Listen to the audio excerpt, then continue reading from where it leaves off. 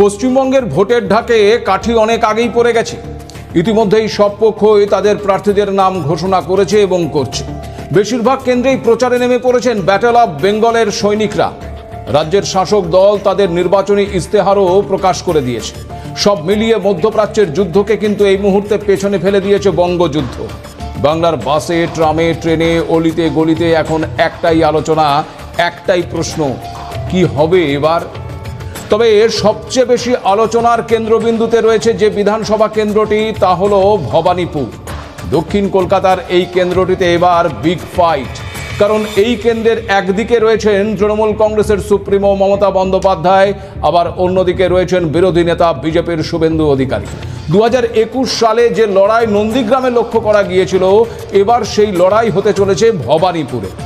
দুই প্রধানের লড়াইয়ে এবার কে জিতবে? এক্ষেত্রে কি 2021-এর পুনরাবৃত্তি হবে, নাকি 21-এর মধুর বদলা নেবেন মমতা বন্দ্যোপাধ্যায়? কেন শুভেন্দু অধিকারীকে ভবানীপুরের পাশাপাশি আবার নন্দীগ্রামেও প্রার্থী করা হলো? ভবানীপুরে হার নিশ্চিত জেনেই কি নন্দীগ্রামেও প্রার্থী হলেন শুভেন্দু অধিকারী, নাকি এর পেছনে গেরুয়া বাহিনীর অন্য কোনো কৌশল রয়েছে?